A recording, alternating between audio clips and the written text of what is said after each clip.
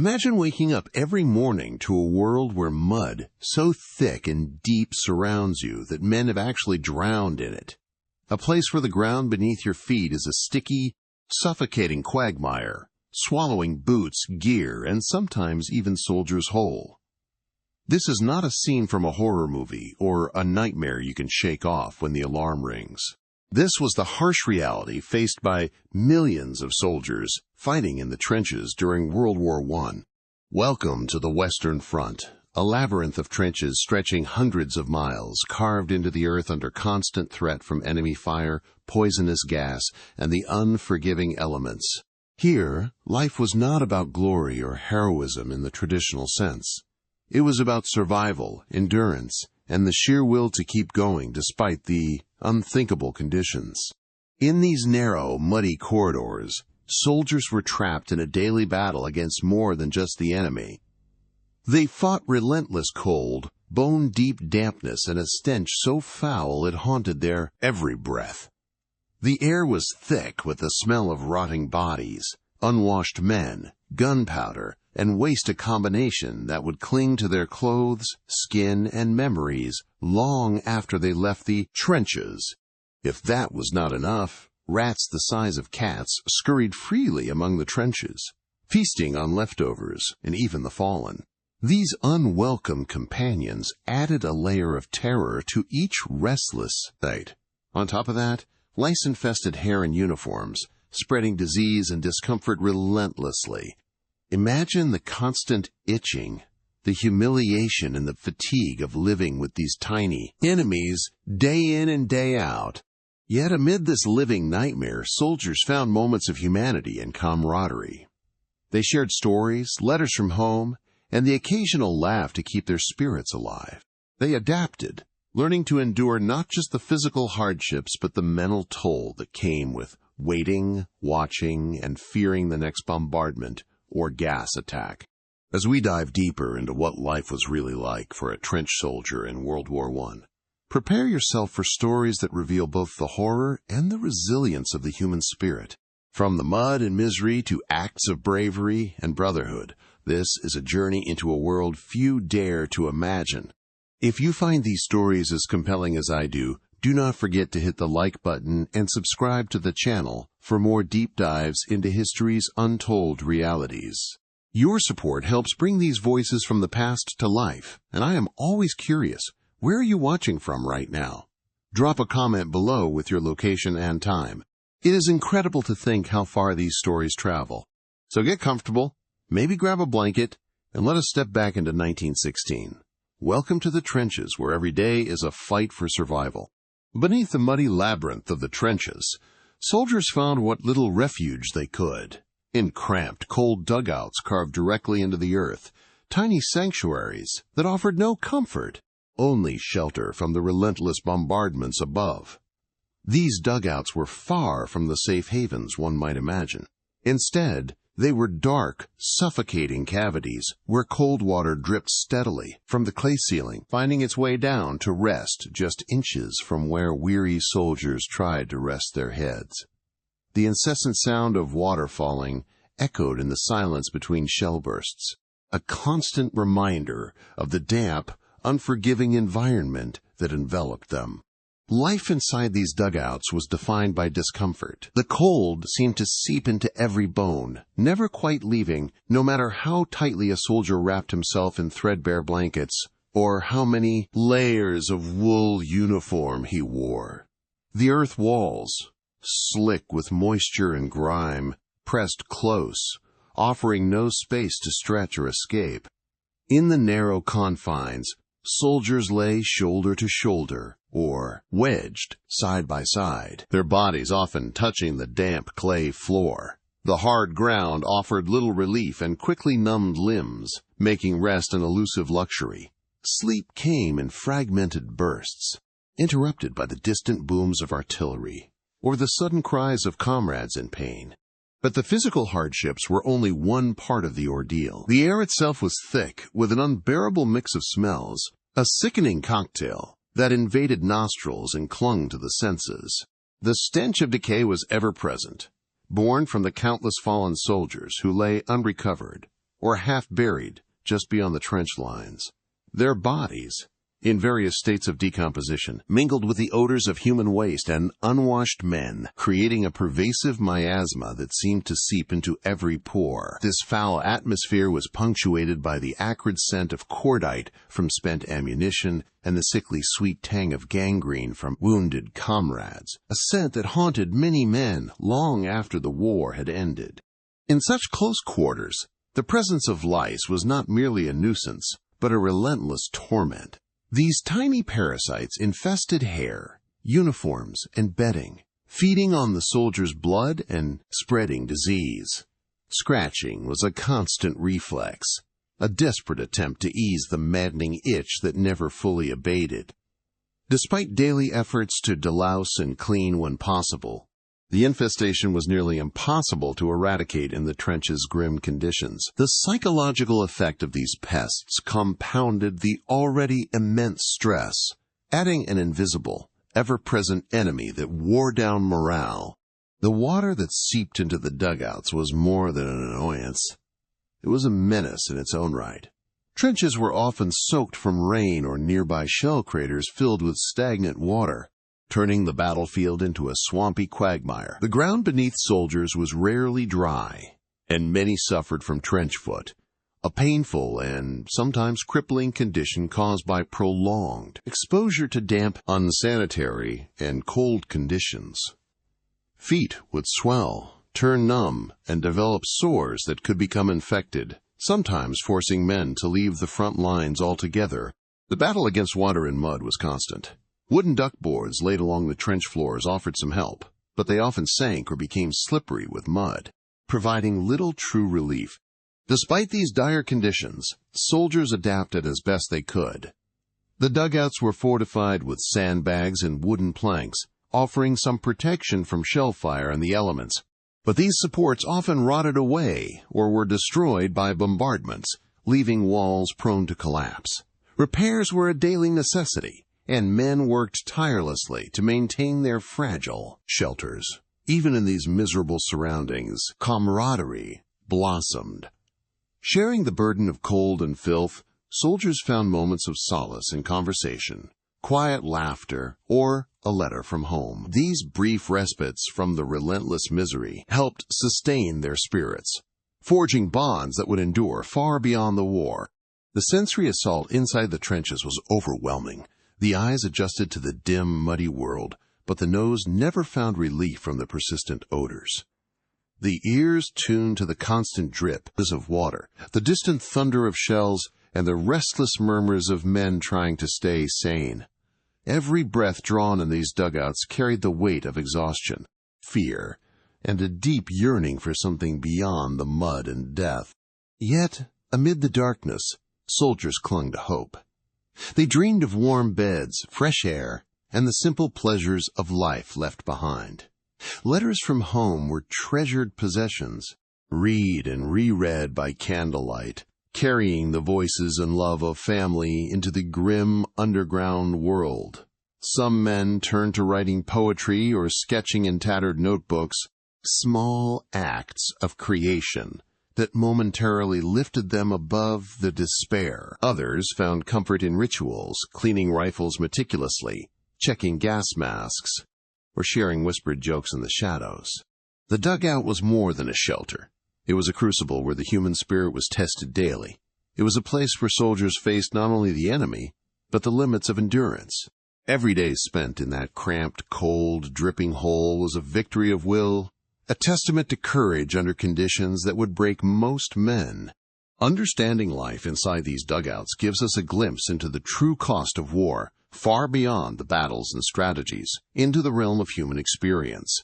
The resilience, suffering, and quiet heroism of these soldiers remind us of the depth of sacrifice that history's great conflicts often obscure. It is in these narrow, muddy walls that the story of World War I truly unfolds, not just as a war of nations, but as a struggle for survival, dignity, and hope in the darkest of places.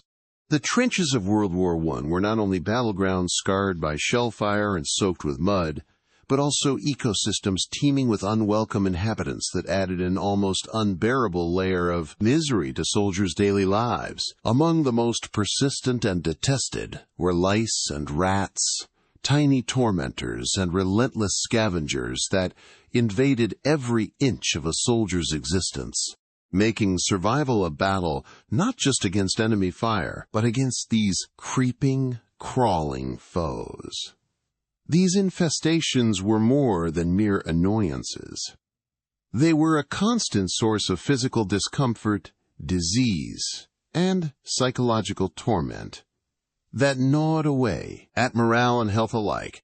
From the moment a soldier entered the trenches, he was not alone. Lice infested hair, uniforms, and bedding, living off the blood of their unwilling hosts, and multiplying with ruthless efficiency. No matter how often a man tried to wash or change clothes, the cramped and filthy conditions of the trenches rendered such efforts nearly useless. These parasites caused incessant itching, skin irritations, and sores that could easily become infected in an environment where medical care was limited and hygiene was a daily struggle. The scratching was never-ending, a maddening distraction that drained men's focus and added to their exhaustion.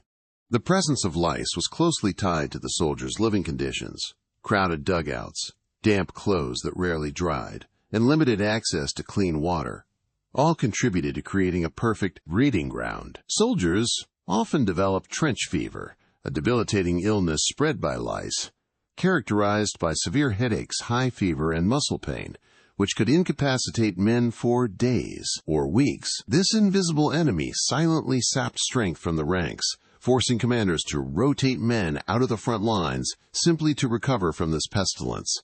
While lice plagued their bodies, rats infested the trenches in even greater numbers, becoming an ever-present nightmare that stalked the narrow corridors and muddy floors. These rats were enormous, some as big as cats, bold and unafraid of the soldiers who lived among them. They feasted on food scraps left unattended, but their appetite extended gruesomely to fallen soldiers, feeding on bodies that could not be recovered in the ongoing chaos of war. Stories circulated among the men of waking to find a rat gnawing on their boots or even their faces, a terrifying experience that blurred the line between nightmare and reality. The rats were not simply pests, but symbols of the degradation and horror that the trenches represented. They thrived in the darkness and filth, multiplying rapidly and spreading disease. Their squealing and scratching were constant companions, audible during the silence of the night and adding to the soldiers' insomnia and dread. Efforts to control their numbers were largely ineffective. Cats brought to the front as natural predators often fell victim to gas attacks or shell fire, leaving the rats free to reign. This infestation contributed to the overall sense of helplessness among the soldiers. As men fought battles above ground, they were simultaneously engaged in an unending struggle beneath, trying to keep these tiny and furry invaders at bay. The very fabric of their uniforms and bedding became home to these unwelcome creatures, and the constant discomfort made even the simplest moments of rest or sleep difficult to find. The psychological impact of living alongside lice and rats was profound. The soldiers' letters home often mention the pests, sometimes with dark humor, as a way to cope with the degrading conditions. Gallows humor and storytelling became survival tools, allowing men to acknowledge their suffering without succumbing to despair. Yet beneath the jokes lay a deep fatigue, both physical and mental, that stemmed from the relentless assault on their bodies and spirits. Despite the miserable conditions, soldiers adapted as best they could. Delousing procedures were introduced, though rudimentary, involving chemical powders and washing when possible. Clothing was periodically boiled or exchanged, and personal hygiene was emphasized, but these measures could only offer temporary relief. The cycle of infestation and partial cleansing repeated endlessly, a frustrating rhythm that matched the broader grind of trench warfare itself. The presence of lice and rats also had practical military consequences. Illnesses spread by these pests reduced the fighting strength of units, and the constant distraction and discomfort impaired vigilance and morale. Commanders understood that managing these infestations was part of maintaining an effective force, and soldiers who succumbed to the illnesses were often sent away from the front to recover, only to return to the same conditions that awaited them before. The infestation was a stark reminder of the war's harsh reality. Victory was not just about tactics and firepower, but about enduring the slow, grinding attrition of body and mind. Soldiers learned to live with the constant itch, the creeping shadows of rats, and the pervasive sense of uncleanliness that surrounded them. It became a shared experience, a collective hardship that forged bonds among men from different backgrounds thrown together in this underground world. In the broader picture of World War I, the lice and rats of the trenches symbolize the profound cost of industrialized warfare, not only in lives lost on the battlefield, but in the quality of life endured by those who fought. They remind us that war is fought not only in grand offensives, but in the small, brutal details of everyday existence. The scars left by these infestations, though invisible, were as real and lasting as those caused by bullets and shells. This hidden enemy of the trenches challenges us to remember the full extent of soldiers' sacrifices, the physical, psychological, and emotional battles fought far from the public eye. As we reflect on the horrors of trench life, the presence of lice and rats stands as a testament to the resilience of those who endured, surviving not just the enemy's guns, but the relentless assault of the environment itself. In sharing these stories, we honor the strength and endurance of countless men who faced unimaginable conditions and still found ways to hold on to hope, brotherhood, and a will to live. Their experience teaches us that courage is often measured not only in acts of bravery, but in the quiet determination to survive day after day, in the darkest of places. The trenches that stretched across the Western Front were more than mere ditches in the earth. They were complex, fragile fortresses, hastily constructed to provide shelter and defense in a war unlike any before. At first glance, one might imagine these trenches as sturdy and well-built, offering protection and a sense of security to the soldiers who occupied them. Yet the reality was far harsher and more precarious, for the trenches were continually battered not just by enemy fire, but by the relentless forces of nature itself. Rain and shellfire combined to transform these defensive lines into muddy, unstable quagmires, where survival depended as much on battling the elements as on facing the enemy. To hold the trenches and protect the men within, engineers and soldiers worked tirelessly to reinforce their walls, using whatever materials they could find: sandbags, wooden planks, and sometimes corrugated iron sheets. These reinforcements were crucial in preventing the clay and earth from crumbling and collapsing, yet they were never permanent solutions. The constant pounding of artillery shells weakened these structures, sending shockwaves through the fragile barriers and creating gaps and weaknesses that had to be repaired as soon as possible. Each shell that exploded near a trench could send debris raining down, destabilize walls, and flood sections, making the already narrow and dangerous passages even more treacherous. Rain was an equally formidable enemy. Unlike the quick destruction of a shell blast, rain's assault was slow but unyielding, seeping into every crack and crevice, soaking the earth until the trenches themselves became waterlogged. What began as muddy puddles would swell into pools, and then into knee-deep floods that trapped soldiers in a relentless battle to keep their footing and stay dry. These muddy floods swallowed wooden duckboards meant to keep feet above the water, forcing men to wade through cold, thick sludge that clung to their boots and uniforms, sapping energy and morale. The trenches, far from being dry defensive lines, often resembled shallow canals filled with stagnant, dirty water where even movement became a struggle. The combination of rain and shellfire made maintaining the trench system a constant and exhausting task. Soldiers assigned to repair parties faced one of the most dangerous duties, shoring up collapsing walls and replenishing sandbags while under threat of enemy fire. These repairs were vital to keep the trenches intact and prevent entire sections from washing away or caving in. But the work was backbreaking and unending. Every rainstorm threatened to undo hours or days of labor, and every shell blast risked burying men alive beneath collapsing earth. The trench walls themselves were never completely stable, often slick with mud and weakened by rot and water damage, forcing soldiers to constantly rebuild and reinforce in a cycle with no end. Flooding in the trenches was not just an inconvenience, it posed serious health risks.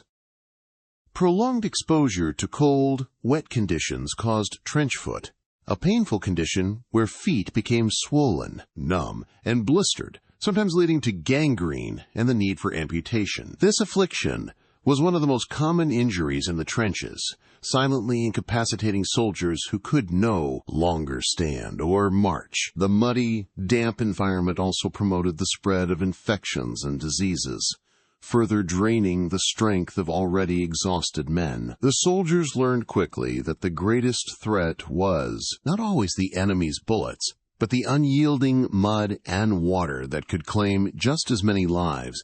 Even the attempts to manage water in the trenches were fraught with challenges.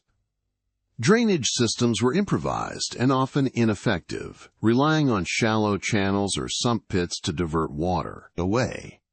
These measures helped, but could not prevent flooding during heavy rain, or when shell craters filled with water, spilling into the trench network. The soldiers' efforts to keep trenches dry became an endless battle against the elements, requiring constant vigilance, labor, and ingenuity.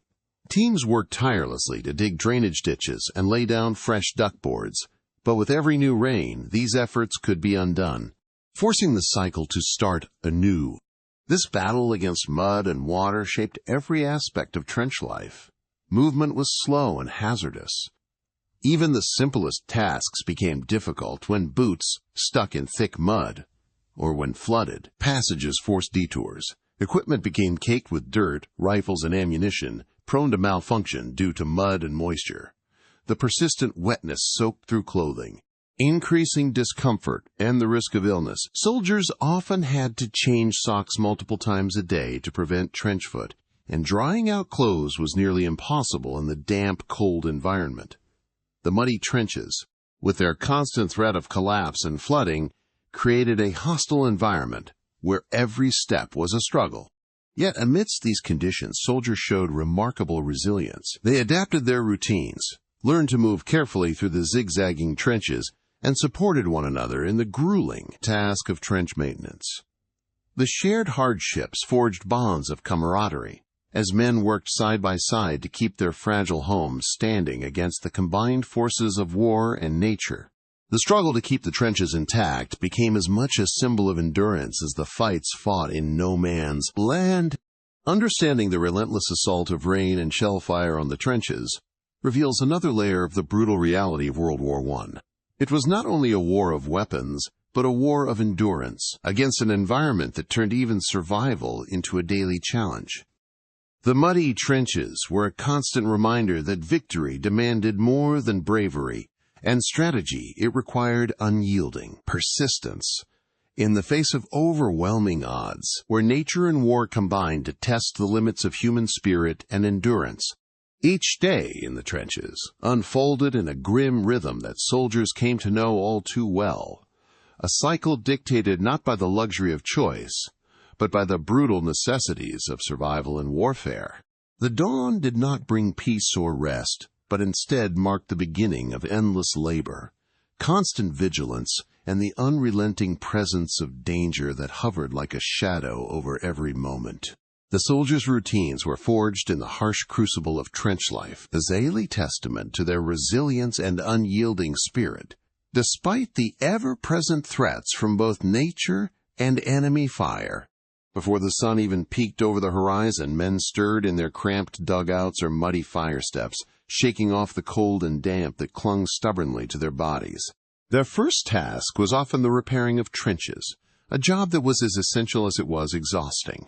The fragile walls, battered by artillery shells and softened by rain, needed constant shoring up with sandbags and wooden planks, while collapsed sections had to be hastily filled and rebuilt. This work was backbreaking, performed under the ever-watchful eyes of snipers and the ominous rumble of distant bombardments.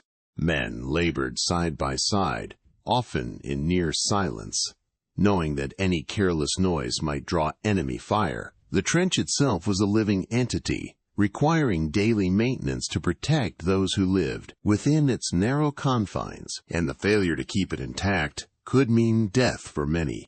Standing guard was another duty that demanded unwavering focus. Hours passed with eyes fixed on the desolate expanse of no man's land, a barren wasteland scarred by craters and strewn with barbed wire, where the enemy lurked unseen. Sentinels scanned the horizon for any signs of movement, knowing that a moment's distraction could be fatal. The weight of the rifle in their hands was constant, as was the tension in their muscles and the strain on their nerves. The silence was often broken by the sudden crack of gunfire or the whistling approach of a shell, reminders that danger was never far away.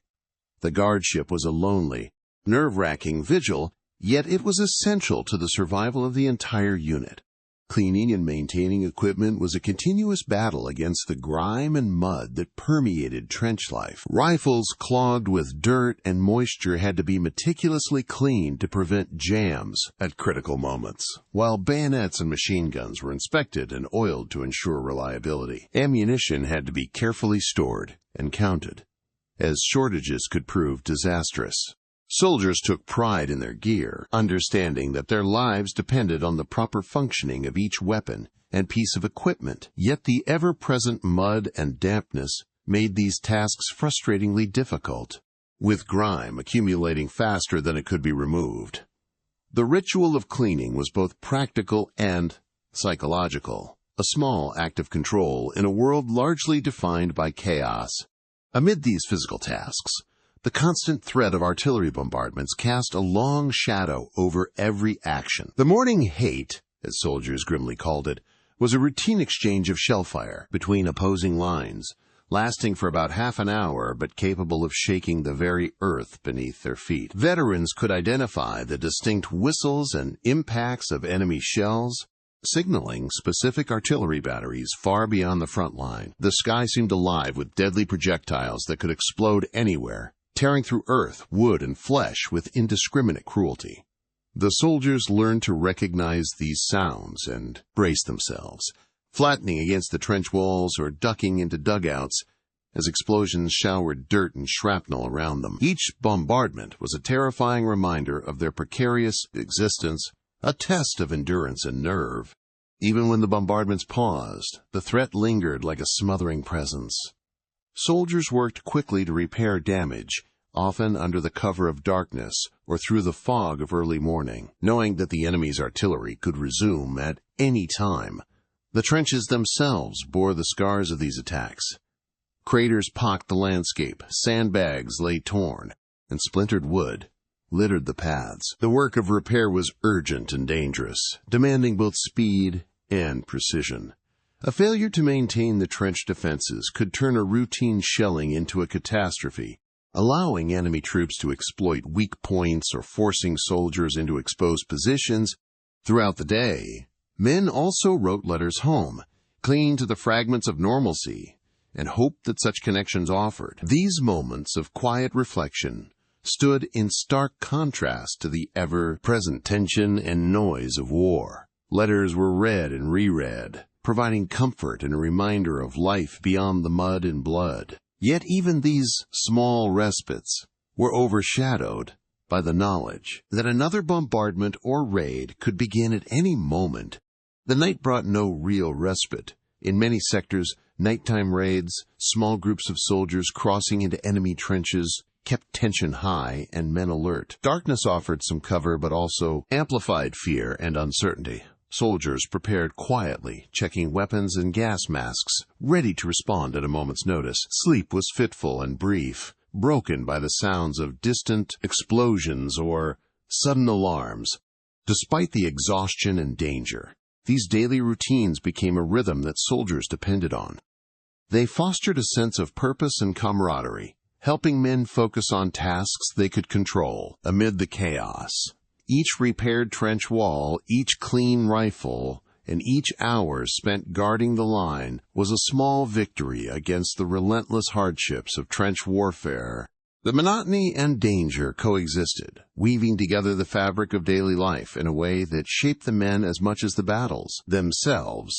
This relentless cycle of work and vigilance defined the soldier's existence on the Western Front, a harsh and unforgiving world where survival depended on endurance, skill, and the quiet courage to face each day anew. Through the grime, fear, and noise, the trenches were more than a battlefield. They were a crucible where human resilience was tested to its limits, and where ordinary men performed extraordinary acts of perseverance against the darkest of odds. The relentless bombardment of artillery shells was one of the most terrifying and defining aspects of life in the trenches during World War I, a constant reminder that death and destruction could arrive at any moment from the dark skies above. For soldiers trapped in the narrow confines of muddy, fragile trenches, the sound of incoming shells was more than noise. It was a chilling language that spoke directly to their survival instincts, each whistle and explosion carrying its own deadly meaning. The fear it inspired was matched only by the raw power and indiscriminate destruction these shells unleashed upon the battlefield. From the first warning, a sharp, high-pitched whistle that sliced through the air, the soldiers learned to identify the different types of shells hurtling toward them, each with a unique sound signature that could mean gas, high explosives, or shrapnel.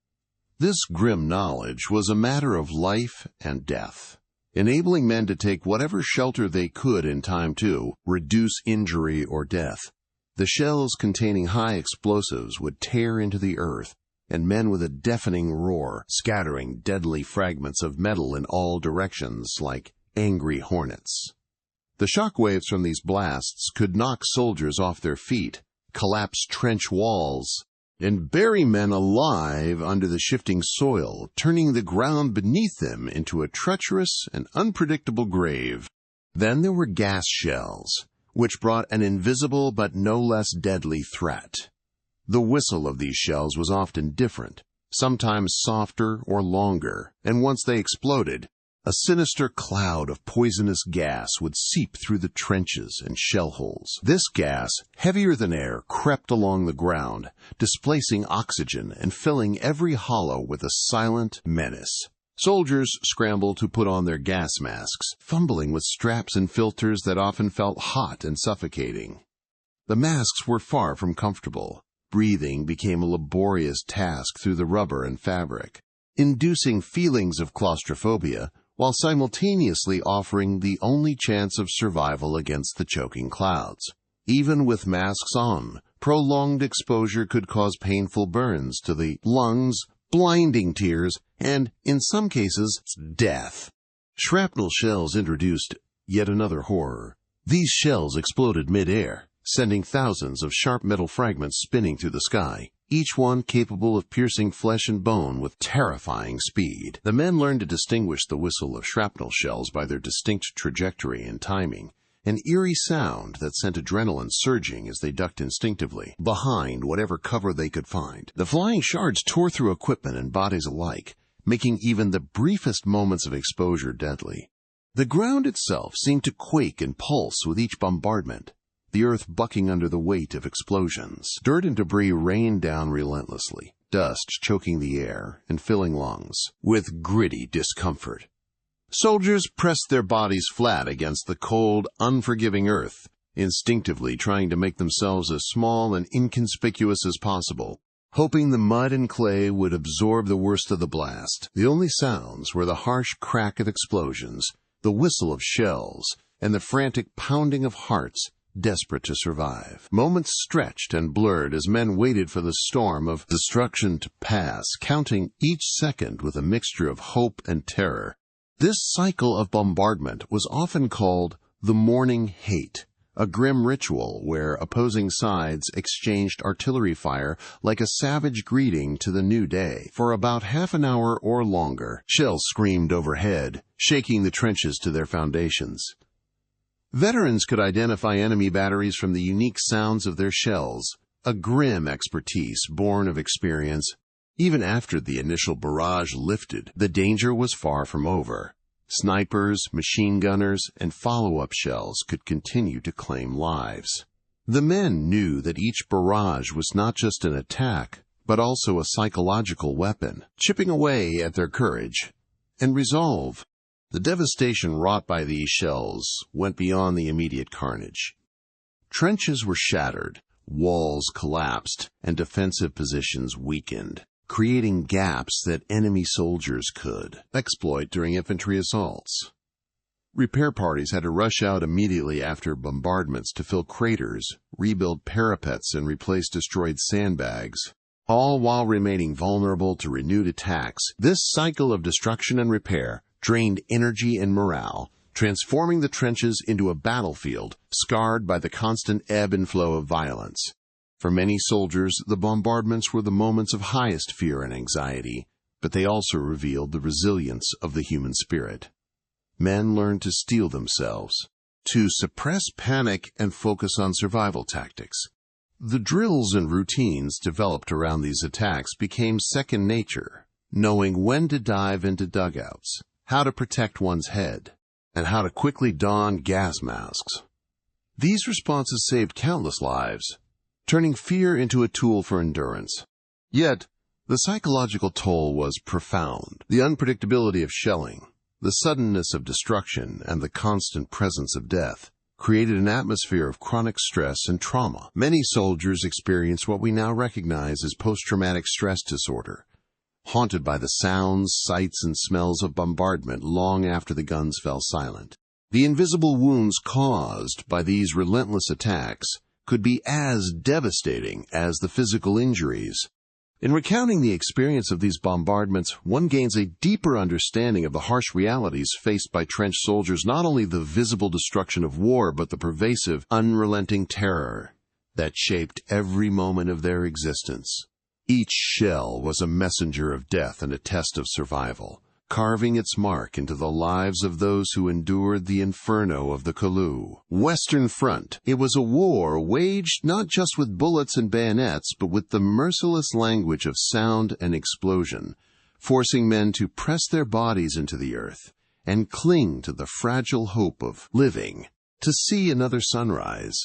Between the fortified trenches of opposing armies stretched the dreaded expanse known as No Man's Land, a barren, shattered wasteland scarred by shell craters, tangled barbed wire, and the haunting remnants of battles long past. For soldiers locked in the brutal stalemate of World War I, this desolate strip was both a physical and psychological barrier, a deadly frontier that separated hope from horror, life from death. To cross it was to face the fiercest dangers of the war, where every step could be the last, and the shadows themselves seemed alive with unseen threats.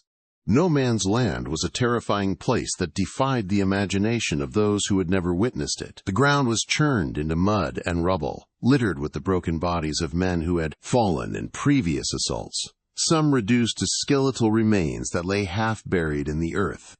Barbed wire twisted and snared, forming deadly metal thickets designed to slow and trap advancing troops, turning them into easy targets for enemy fire. The once fertile fields, now a moonscape of devastation, offered no cover or mercy. The sky above was often gray and heavy, mirroring the bleakness below and the hopelessness that weighed on the minds of the men tasked with crossing this hellish no man's land. One of the deadliest obstacles was the machine gun, a weapon that had forever changed the nature of warfare. Unlike the rifles and muskets of earlier conflicts, machine guns could unleash a continuous hail of bullets, mowing down waves of soldiers with devastating efficiency. Positioned strategically in fortified emplacements, often hidden behind sandbags or concrete, these guns could sweep no man's land with lethal accuracy, cutting down any who dared to move. The mere sound of their rapid fire sent chills down the spines of even the most hardened soldiers, a mechanical roar that seemed to embody the merciless nature of modern war. Assaults across no man's land were among the most perilous moments a soldier could face. When orders came to go over the top, men climbed out of their trenches and stepped into the open, leaving the relative shelter of earthworks behind. Hearts pounding, boots sinking into the muddy ground, they advanced in waves across the deadly expanse. The machine guns opened fire almost instantly, sending bullets tearing through the ranks, ripping uniforms, flesh and bone. The air filled with screams, the harsh staccato of gunfire, and the deafening roar of explosions as artillery shells targeted the advancing troops. Many never made it beyond the first few yards, felled by the withering fire before reaching enemy lines. The grim reality was that these assaults often resembled suicide missions, with casualties mounting into the hundreds or even thousands in a single offensive. The machine gun nests were notoriously difficult to suppress, and despite artillery bombardments meant to destroy or neutralize them, many survived to unleash devastating barrages against attacking soldiers. The barbed wire, often inadequately cut or destroyed, snared men as they struggled forward, leaving them vulnerable and helpless targets. Some were trapped, unable to move or escape as bullets tore through the air, their cries drowned by the chaos. Yet, despite the deadly risks, these charges were a crucial element of the war's brutal strategy. Attempts to break through enemy defenses and gain ground. Commanders hoped to overwhelm the opposition through sheer numbers, pushing waves of men forward in the hope that some would breach the lines. The soldiers themselves faced these orders with a mixture of dread and duty, knowing the odds were stacked against them, but compelled by loyalty, fear of punishment, or a sense of honor to follow through. Many recounted the surreal experience of crossing no man's land, where time seemed to slow and every breath was a prayer.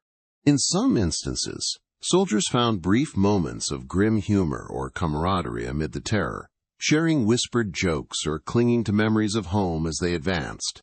But the overwhelming emotion was fear. Fear of the guns, fear of the unknown, and fear of the cold, indifferent earth waiting to swallow them.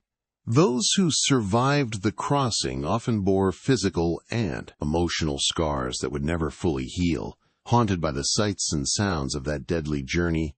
Stories from veterans bring these experiences into vivid focus. One man described the chaos of a dawn assault, where the fog mingled with smoke and gas, reducing visibility to mere feet. He recalled stumbling through mud and wire, hearing comrades fall beside him, and feeling the sting of bullets cutting through the cold morning air. Another recounted the horror of seeing friends trapped and unable to move, crying out in desperation as machine guns swept the field. These first-hand accounts reveal not just the danger but the human cost, the loss, bravery, and enduring trauma. The tactical importance of crossing no man's land could not erase its deadly nature. Advances were often measured in yards rather than miles, with each successful step coming at a staggering price. The war's stalemate was perpetuated by this deadly barrier, a cruel no man's land that swallowed countless lives and turned dreams of victory into nightmares of survival. It became a symbol of the futility and devastation of trench warfare, a reminder that progress in this war was paid for in blood and mud. Ultimately, the story of no man's land and the deadly machine gun fire that dominated it is a testament to the horrors of modern combat and the courage of those who face them. It shows the brutal transformation of warfare, where technology outpaced traditional tactics, creating a battlefield where survival required not only strength and skill, but also luck and resilience. As soldiers pressed forward through the mud, wire, and bullets, they carried with them the hopes of their nations and the weight of a conflict that would reshape the world forever. Life in the trenches was not only a battle against enemy fire and the treacherous terrain of no man's land, it was also a constant struggle with the harsh realities of basic hygiene, poor sanitation, and a diet that offered little comfort or variety.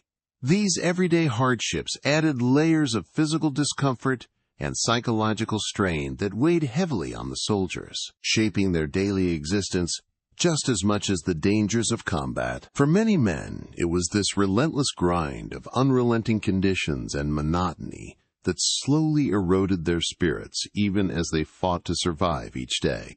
Hygiene was perhaps the most overlooked yet most persistent challenge in the trenches. The cramped and filthy living quarters made it almost impossible to stay clean or healthy.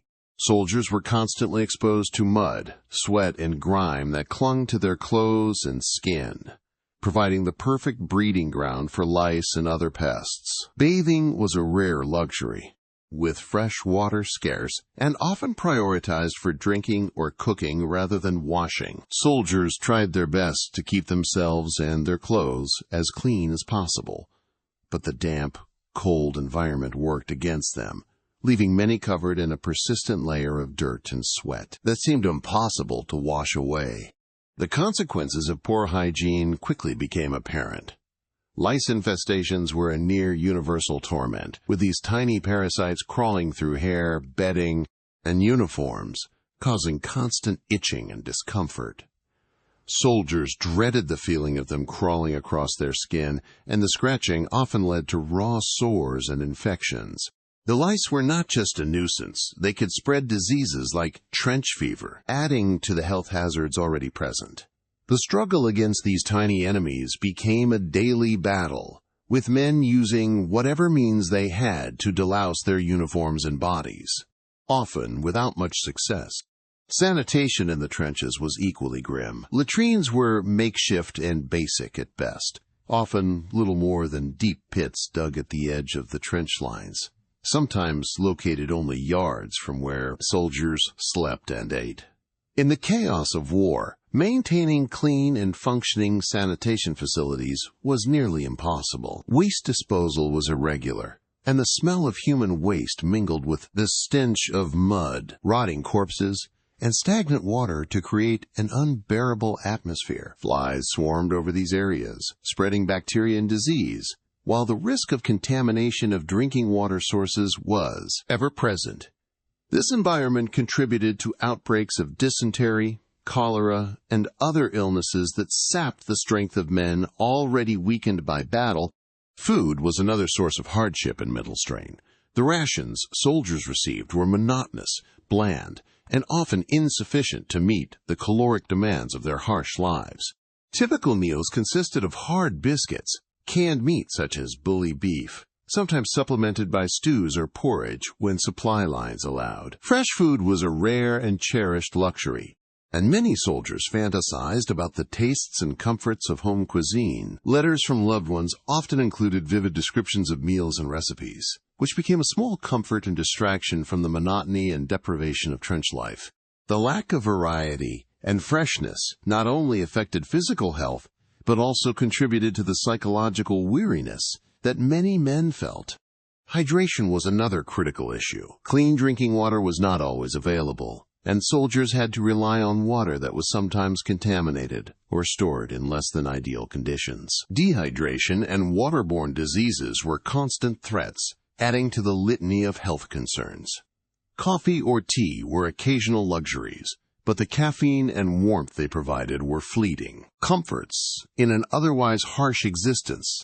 The combination of poor hygiene, sanitation problems, and monotonous food created a perfect storm of physical ailments that plagued soldiers daily. Trench foot, caused by prolonged exposure to wet, cold, and unsanitary conditions, was among the most common afflictions. This painful and debilitating condition could lead to gangrene and amputation if left untreated. Respiratory infections, skin diseases, and gastrointestinal illnesses were widespread, weakening men and lowering morale. Medical facilities were overwhelmed, and treatment was often rudimentary and limited by the chaos of war. Psychologically, these hardships compounded the already immense stress of combat. The constant discomfort, the smell of decay, the unrelenting presence of pests, and the lack of nutritious food weighed on men's minds as much as the threat of enemy fire. Soldiers often found themselves trapped in a cycle of fatigue, illness, and despair that made maintaining hope and motivation a daily struggle. Letters and camaraderie provided some relief, but the grind of trench life tested even the strongest wills.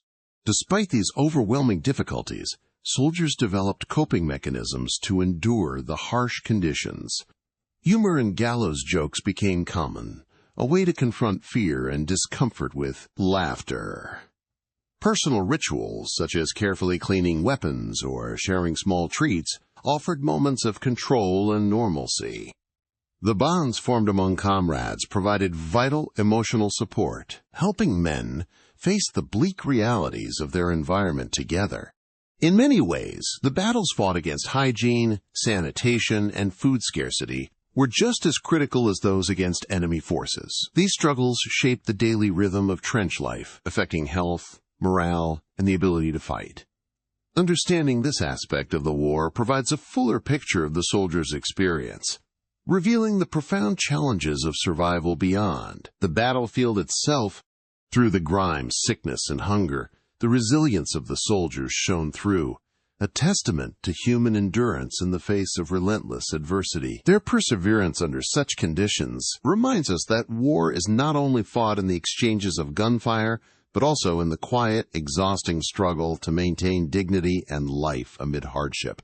Amid the relentless hardships of trench life during World War I, where every day was marked by mud, disease, death, and the ever-present threat of enemy fire, soldiers found themselves facing not only physical dangers, but profound psychological challenges. The brutal conditions, constant bombardment, unsanitary living spaces, monotonous food, and the horrifying sights of war could easily crush the spirit. Yet within this bleak environment, men discovered remarkable ways to cope, to find light amid darkness, and to cling to their sanity and humanity. These coping mechanisms, often born out of necessity and shared experience, became vital lifelines in an otherwise overwhelming existence. One of the most striking coping strategies was gallows humor, a dark, biting form of comedy that allowed soldiers to confront the horror of their reality through laughter. It might seem paradoxical that men facing such dire circumstances would joke about death, injury, and the absurdity of war, but this kind of humor became a powerful psychological shield. Jokes and sarcastic comments about the grimness around them, such as poking fun at the endless mud, the ever-present rats, or the seemingly futile orders to go over the top, helped to relieve tension and foster a sense of camaraderie. Sharing a laugh, even about the most macabre subjects, provided a momentary escape from fear and despair and helped to build bonds of trust and understanding among the men. Letter writing was another crucial emotional outlet. The act of writing letters home allowed soldiers to maintain a connection with a world beyond the trenches, a world of family, friends, and memories untouched by war. These letters were cherished not only by the recipients, but by the writers themselves, offering hope and comfort in times of isolation. Soldiers often wrote about mundane details, the news from the front, or their thoughts and fears, carefully choosing words to reassure loved ones while subtly sharing their own struggles. Receiving letters in return was a source of immense joy and strength, a reminder that life and love continued beyond the battlefield. This connection to home helped anchor soldiers' identities and gave them something to fight for beyond mere survival. Creativity also flourished in unexpected ways within the trenches. Despite the scarcity of materials and the grim surroundings, many soldiers engaged in crafting as a means of mental escape and self-expression. Shell casings were transformed into vases or pencil holders, fragments of shrapnel were fashioned into rings, and sketches and poems captured moments of daily life and emotion. These creative acts were more than just pastimes. They were ways to reclaim a sense of normalcy and beauty amidst chaos. The process of making something tangible and personal helped soothe frayed nerves and reminded men of their individuality beyond the uniform. Artistic expression became a subtle form of resistance against the dehumanizing effects of war, nurturing hope and resilience. Central to all these coping strategies was the deep camaraderie forged among the soldiers. The shared experience of hardship, fear, and loss created bonds akin to family, where trust and mutual support were essential to survival. Men looked out for one another, sharing rations, helping with injuries, and offering words of encouragement. Conversations ranged from memories of home to plans for the future, and in quieter moments, Storytelling helped distract from the harshness of the present. This sense of belonging and brotherhood provided emotional sustenance, alleviating the crushing loneliness that often accompanied trench warfare. The knowledge that someone else understood the same pain and fear was a powerful comfort. These coping mechanisms also had a profound effect on morale. Gallows humor and shared jokes fostered group cohesion, reducing feelings of isolation and helplessness. Letter writing sustained personal identity and connection to the outside world, nurturing hope for the war's end. Creative crafts provided a constructive outlet for emotional expression, helping men process their experiences. Most importantly, camaraderie created a network of support that allowed soldiers to endure hardships they might not have survived alone. However, the psychological scars of trench life were deep and lasting. Despite these coping strategies, many soldiers suffered from what is now recognized as post-traumatic stress disorder, though it was then often called shell shock. Nightmares, anxiety, and emotional numbness haunted many long after the guns fell silent. The coping mechanisms they developed during the war were crucial in the moment, but could only do so much against the overwhelming trauma of combat and loss. Yet the stories of these men remind us of the resilience of the human spirit. Even in the darkest moments, they found ways to laugh, to create, to connect, and to hold on to hope. These small acts of defiance against despair reveal not only the horror of war, but also the enduring capacity for courage, compassion, and humanity. They demonstrate that survival is not merely physical, but also emotional and psychological, a struggle to preserve oneself in the face of overwhelming adversity. By understanding these coping mechanisms, we gain a richer, more nuanced view of life in the trenches. It was not just a story of mud, bullets, and death, but also one of friendship, creativity, humor, and love. These elements sustained soldiers through the unimaginable and helped shape their legacies long after the war's end. The resilience they displayed serves as a powerful lesson on the importance of human connection and mental strength in overcoming even the most daunting challenges. Under the relentless gray skies of the Western Front, life in the trenches was not only about enduring endless artillery barrages and battling mud and vermin. It also involved daring and dangerous operations known as raids, swift, stealthy attacks that sent soldiers creeping across no man's land under the cover of darkness or early dawn. These raids were small-scale but intense engagements that could tip the delicate balance of trench warfare by gathering intelligence, disrupting enemy lines, or capturing prisoners. For the men involved, raids represented a brutal test of courage, skill, and nerve, an opportunity to strike back amid the grinding stalemate and assert some control over their grim surroundings. Raids were carefully planned and required precision and secrecy. Soldiers selected for these missions were often volunteers, handpicked for their experience and ability to move quietly and quickly through the treacherous terrain. The preparation was meticulous. Maps were studied, equipment checked, and silent signals practiced. As night fell, the raiding party would slip out of their trenches, their movements shadowed by tension and anticipation. The familiar sounds of the front line faded, replaced by the eerie quiet of the no-man's land, broken only by the distant echoes of gunfire or the soft rustle of barbed wire. Crossing no-man's land during a raid was a perilous endeavor. Unlike the large-scale, often deadly assaults ordered by commanding officers, raids relied on speed, stealth, and surprise.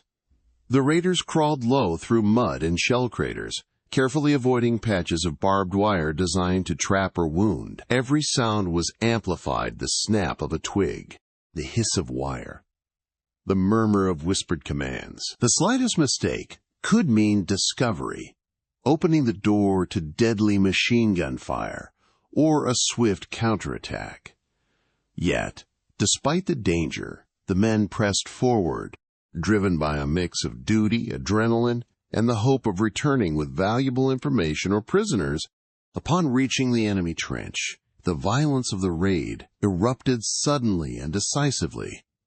Silent movements gave way to fierce hand-to-hand combat. often fought in the cramped and chaotic confines of the trench itself. Bayonets flashed, knives found their marks, and the close quarters magnified every sound, the clash of steel, the grunts of exertion, the cries of pain. Amidst the darkness and confusion, raiders worked to achieve their objectives, neutralize enemy defenders, destroy supplies or equipment, and, most importantly, capture prisoners for interrogation. Capturing enemy soldiers was a key goal of many raids. Prisoners provided invaluable intelligence about enemy positions, morale, troop movements, and future plans. The captured men were quickly subdued, bound, and brought back across no man's land, often under the cover of covering fire from their comrades. This moment was both tense and precarious. The raiders were vulnerable as they retreated, carrying wounded or captured men, and a counterattack could quickly turn the tide. Yet successful raids could yield critical information that shaped future operations and saved countless lives. The psychological impact of raids extended beyond their tactical purpose. For the soldiers conducting them, raids offered a break from the monotony and helplessness of static trench warfare, a chance to be proactive rather than merely defensive. The adrenaline and danger injected a sharp contrast to the weary routine of waiting and watching, offering a moment of fierce purpose. However, the aftermath was often sobering, as the cost in casualties and the brutal reality of close combat left lasting impressions. Veterans of raids carried memories of frantic struggles, narrow escapes, and the faces of enemies seen up close for the first time, transforming abstract notions of the other side into vivid, personal experiences. From the perspective of the defenders, raids were a constant threat that bred tension and vigilance. Soldiers manning the trenches knew that at any moment, enemy raiders might attempt to infiltrate their lines. This knowledge bred a state of near constant alertness, with sentries posted and patrols conducted to detect signs of impending attack. The anticipation of raids added a layer of psychological strain, as the quiet moments could be shattered by sudden violence.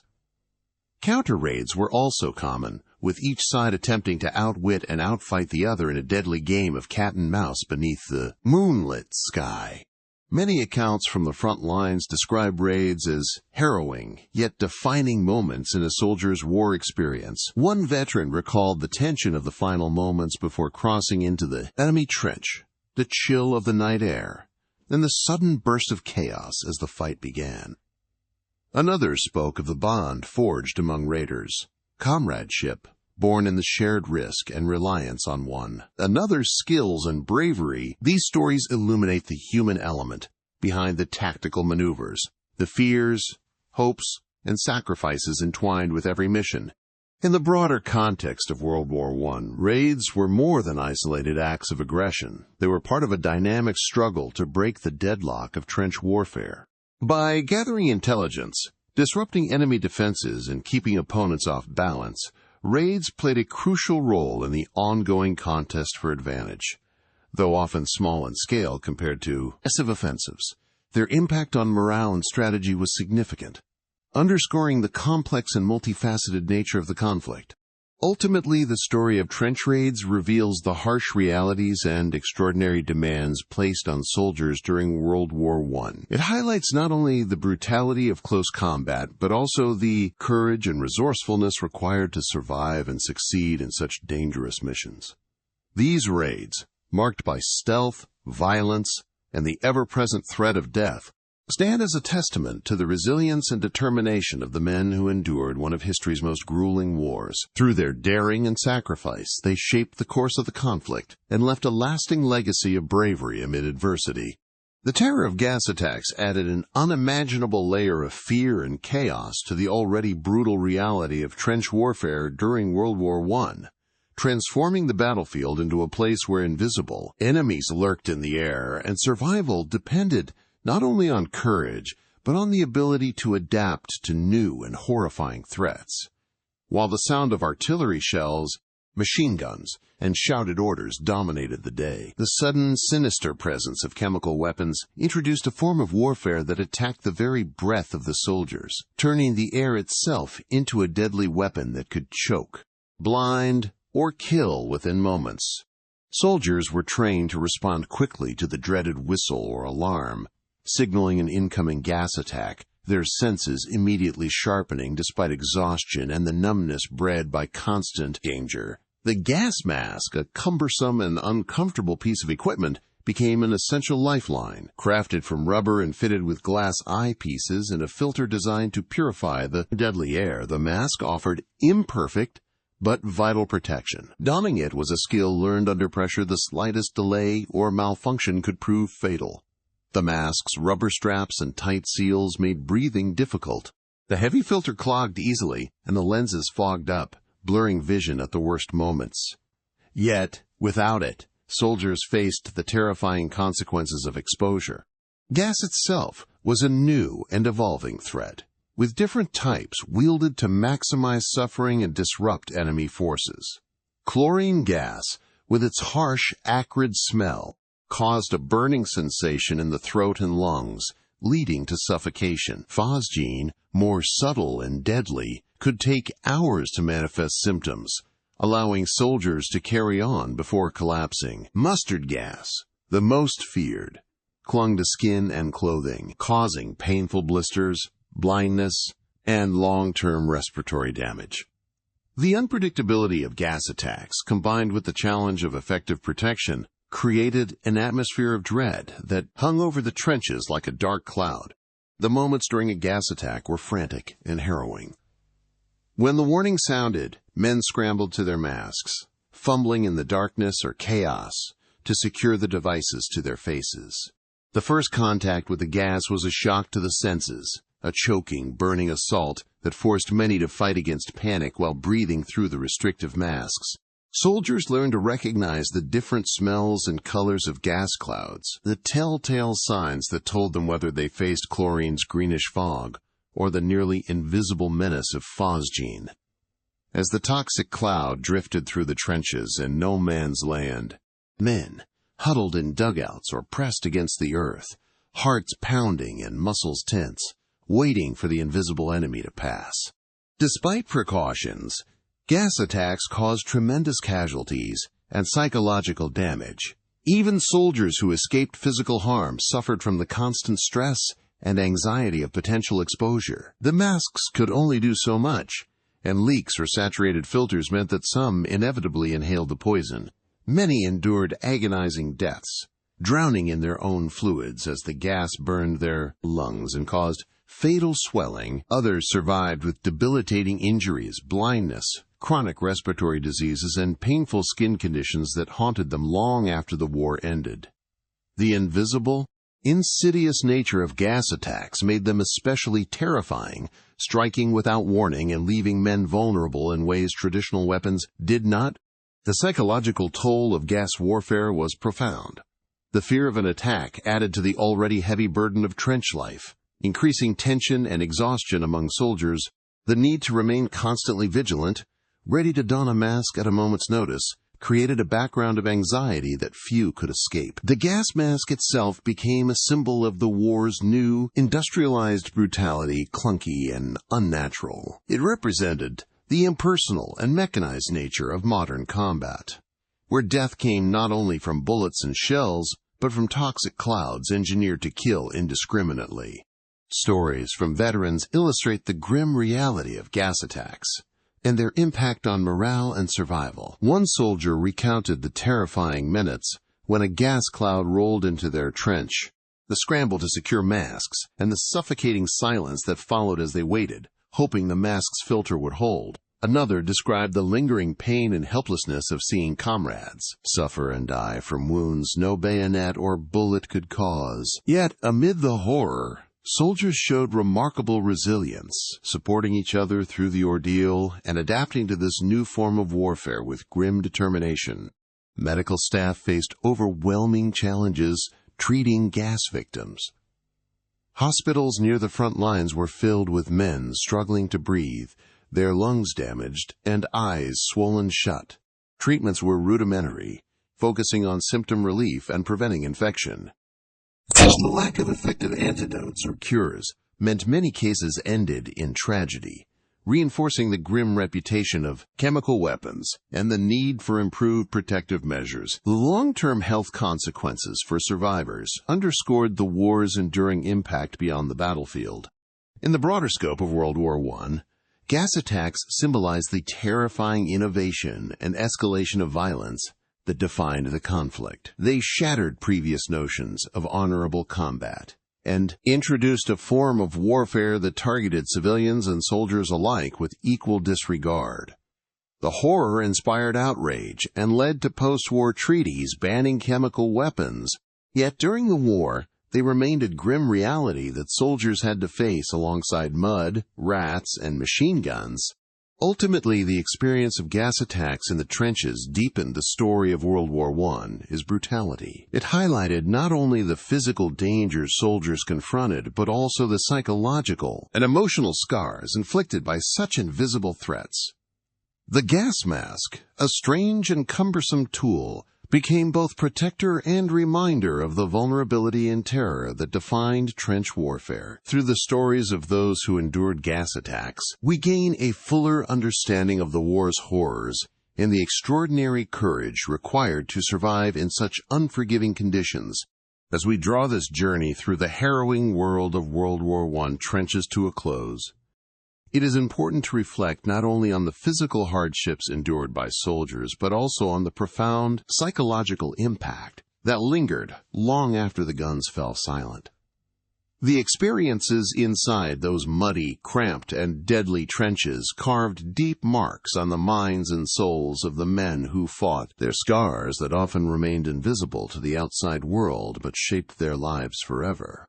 What we now understand as post-traumatic stress disorder, or PTSD, was not recognized or named during the Great War, but its effects were painfully evident. Soldiers returned home haunted by memories they could neither forget nor fully share, struggling with nightmares, flashbacks, anxiety, and an overwhelming sense of fear and helplessness. Many suffered from what was then called shell shock, a term that belied the true depth of their trauma. The relentless noise of artillery, the constant threat of death, and the sheer brutality of trench life overwhelmed the human psyche, leaving many unable to adjust to peacetime life.